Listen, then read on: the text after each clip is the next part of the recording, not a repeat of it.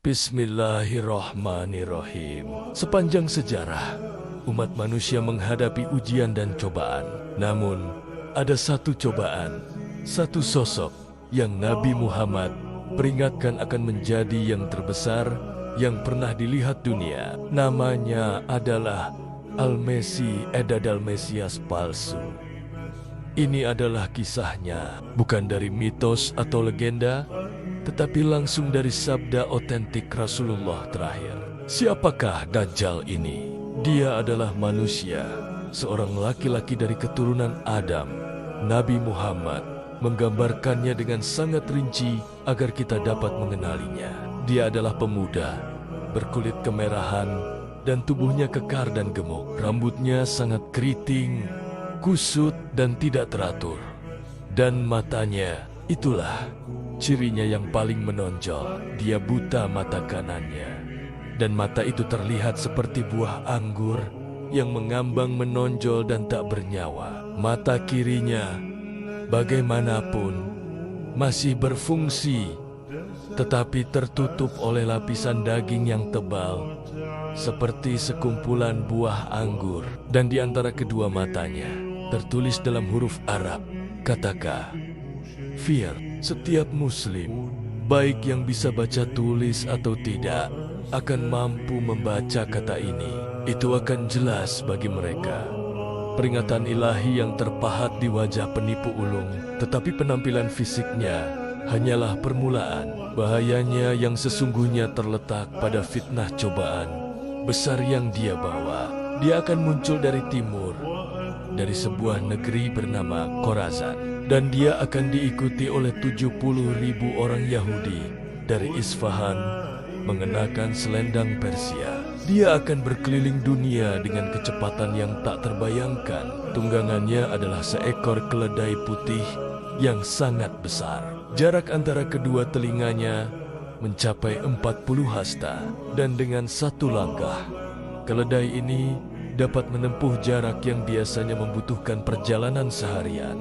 Dimanapun ada air atau rerumputan di bumi, Dajjal akan dapat mengaksesnya. Dan dia akan datang dengan pertunjukan kekuatan yang akan memukau umat manusia. Bersamanya, dia membawa apa yang tampak seperti surga dan neraka. Tetapi itu adalah ilusi besar. Apa yang dia sebut surganya sebenarnya adalah neraka yang berkobar. Dan apa yang dia tampilkan sebagai api neraka justru pada kenyataannya adalah taman yang sejuk dan damai. Dia akan melakukan mukjizat, tetapi itu dari Allah sebagai ujian.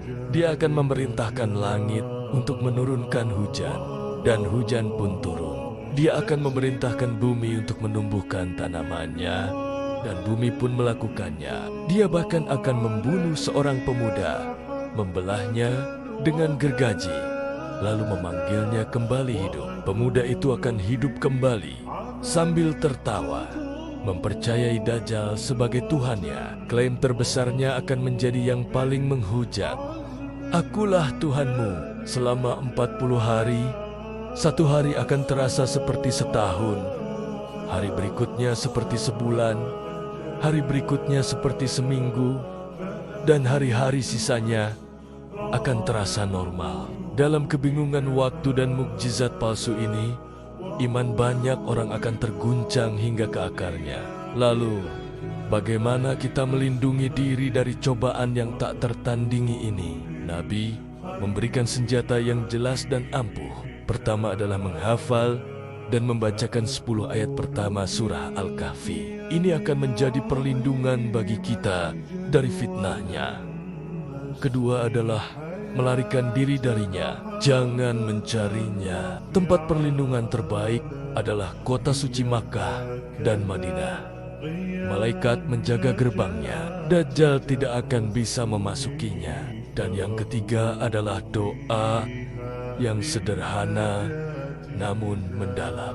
Nabi mengajarkan kita untuk mengucapkan di akhir setiap salat, Allahumma inni a'udzu bika min adabi jahannam wa min adabil kabri wa min fitnatil maya wal mamate wa min syar'i fitnatil masihid dajjal. Ya Allah, aku berlindung kepadamu dari siksa neraka jahanam, dari siksa kubur, dari fitnah hidup dan mati, dan dari kejahatan fitnah Al-Masih Ad-Dajjal. Kisah Dajjal tidak berakhir dengan kejahatannya. Ia berakhir dengan kehancurannya yang total. Ketika Dajjal berada di puncak kekuasaannya, menyebarkan kerusakan di muka bumi, Allah akan menurunkan seorang penyelamat dari langit, Isa putra Maryam alaihissalam. Isa akan turun di Damaskus, di Menara Putih sebelah timur, dengan meletakkan tangannya di sayap dua malaikat. Dia akan memimpin kaum beriman dalam syalat, kemudian berangkat untuk menghadapi Mesias palsu. Dia akan mengejar Dajjal hingga ke gerbang Lod di Palestina. Saat Dajjal memandang Isa alaihissalam, dia akan mulai meleleh seperti garam dalam air. Dia tidak akan mampu berdiri di hadapannya. Isa alaihissalam akan mengejarnya dan berkata, "Sesungguhnya aku berkesempatan membunuhmu, dan kamu tidak akan bisa selamat." Dia akan menikam Dajjal dengan tombaknya, dan si penipu besar yang mengaku sebagai Tuhan akan terbunuh. Masa kekuasaannya yang menakutkan hanya berlangsung selama 40 hari dan berakhir dengan kemenangan yang menentukan bagi kebenaran dan kaum beriman. Kisah Dajjal adalah pengingat yang tegas dari Nabi kita. Ini adalah kisah tentang ujian iman yang terbesar, tetapi juga tentang rahmat dan kemenangan terakhir Allah. Kewajiban kita bukanlah berspekulasi kapan dia akan datang, tetapi mempersiapkan hati dan iman kita untuk semua ujian.